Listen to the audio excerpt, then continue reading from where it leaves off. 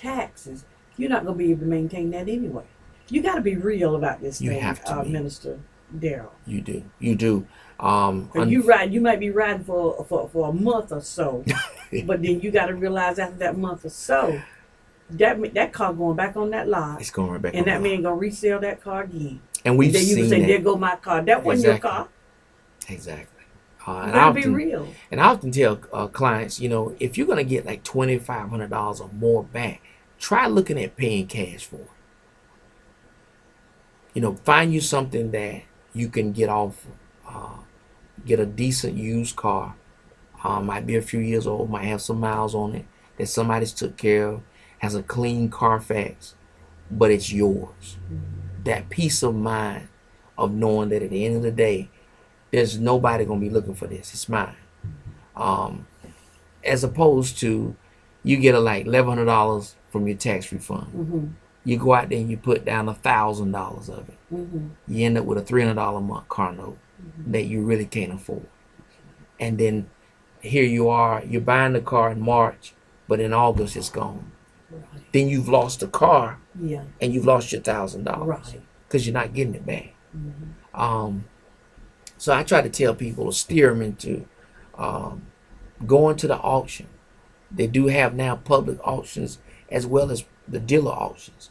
That just like you're a layperson, you can go out there and you can see something that you like, and you can bid on that car. Now I would advise taking somebody with you that knows how that works and knows the lingo. Exactly. But to know that you can go out there and buy your car and be done with it.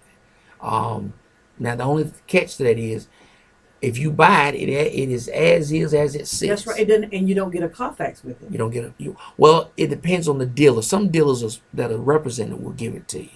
They have it with that car.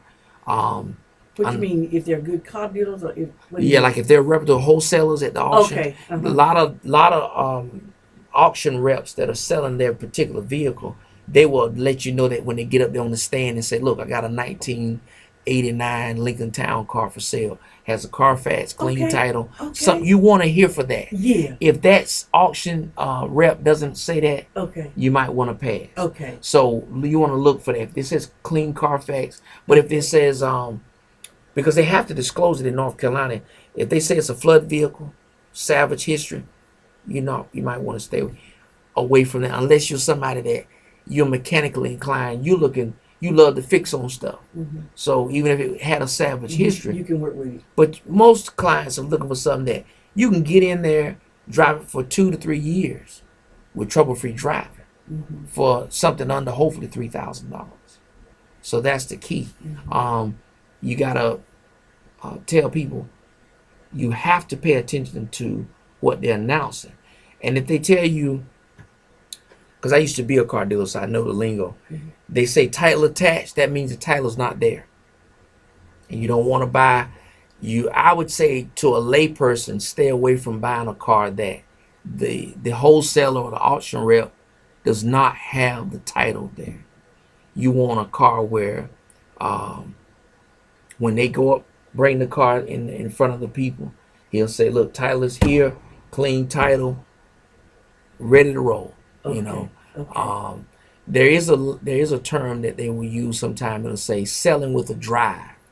What that means is just like they pull that car in front of you at the auction and the guy said, "We're selling with a drive." That means is you can drive it around the auction block and make sure it runs out okay. If it doesn't run out okay, you don't have to buy it.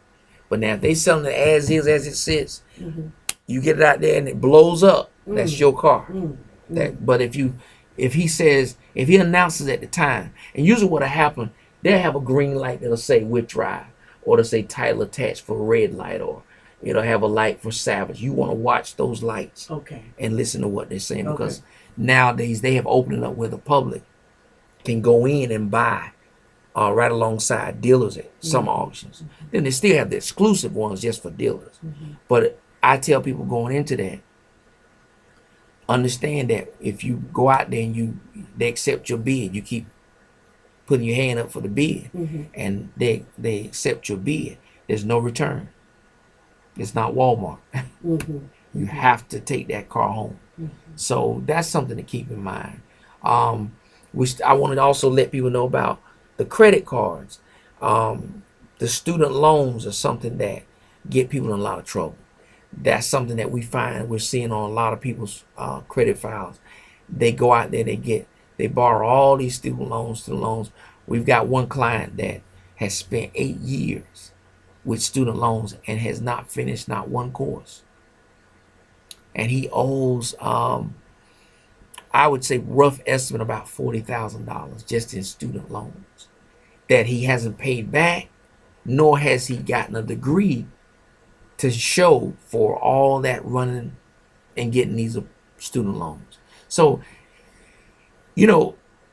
I would say to anybody today that's listening, it's easy to get in a ditch, but it's something getting out of it. And I'm seeing a lot of that here lately. People, they get these student loans, and then they'll switch up and change curriculum and go to something different, and then before you know it, you look back, you wasted 3 or 4 years of just dealing with school loans. Mm-hmm. And you have to realize that stuff's got to be paid back, or they're gonna mess your credit up. So I want to urge people who, nothing wrong with going to get education, but in getting your education, make sure you get it, and not just get in debt. You want to make sure that you are paying those loans back, or you have to assess, I'm going to end this curriculum and I'm going to leave the student loans alone and pay it back. There was something on the news last night. There was a student that had graduated and was already in $80,000 worth of student loans of debt. You could have bought a house. So you don't want to go out there and get into a lot of debt just for a curriculum that you haven't even finished. So we tell people, be mindful of that, because that what you do now can bite you in the end, and you want to be sure that you are out there making prudent decisions. So that helps a lot. You want to be clear. I would even talk to, if you're in school now, I would talk to school advisors on what's the best way to go in regards to student loans, because you want to make sure you are making sound decisions. Because you may wait later on down the line, you get a job and you are facing $100,000 worth of student loans that you can't pay for. So you want to, stay focused and get And you want to make sure that you get the right curriculum that equals up to the type of loan that you got, so that you're able to pay that. What you're saying, that you'll be able to pay that $100,000 back. Exactly. Because you've used that $100,000 to do whatever you want to do with it. Exactly. And part of it is living. You use that for living well too. Exactly. Because all that $100,000 might not actually go into actual education. And you don't want to be in a situation where, as a student, because a lot of people do it with Pell Grants and they do it with student loans, instead of buying the now, books. Do you have to pay the Pell Grant back? No. Okay. The Pell Grant, you don't have to pay it back. Okay. But what student gets loans you do. But what gets a lot of people in trouble with the Pell Grants, the overage that's left over, they take it and blow it. Right. And then when school starts back, they're either in debt or they've used up the Pell Grant and there's nothing else left. Because I think your grades, if I'm not mistaken, unless they've changed it, if your grades are not a certain average, sometimes those grants are ended. You've got to maintain a particular grade average. So